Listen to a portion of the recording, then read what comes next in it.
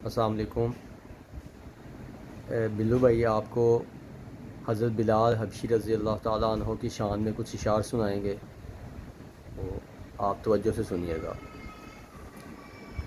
ओ हबशों आई शान तक लै,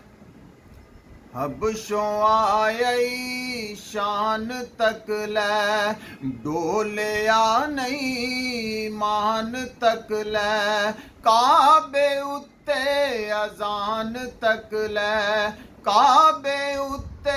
अजान तक लै, आका पुछ दे जन्नत दे अंदर तुरदा कौन है होर पिया, तुरदा ਏ ਉਹ ਜ਼ਮੀਨ ਦੇ ਉੱਤੇ ਜੰਨਤਾਂ ਦੇ ਵਿੱਚ ਸ਼ੋਰ ਪਿਆ, ਟੁਰਦਾ ਏ ਉਹ ਜ਼ਮੀਨ ਦੇ ਉੱਤੇ ਜੰਨਤਾਂ ਦੇ ਵਿੱਚ ਸ਼ੋਰ ਪਿਆ, ਕਾਲੇ ਰੰਗ ਵਿੱਚ ਜਮਾਲ ਤੱਕਿਆ, ਹਬਸ਼ਾ ਦਾ ਇੱਕ ਲਾਲ ਤੱਕਿਆ,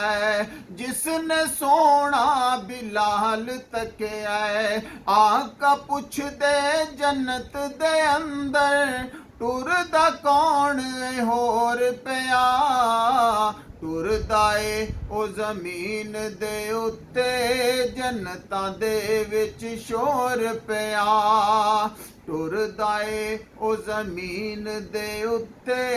ਜੰਨਤਾਂ ਦੇ ਵਿੱਚ ਸ਼ੋਰ ਪਿਆ। माशाअल्लाह, ला कुव्वता इल्ला बिल्लाह, सुभान अल्लाह, बारक अल्लाह, जज़ाक अल्लाह।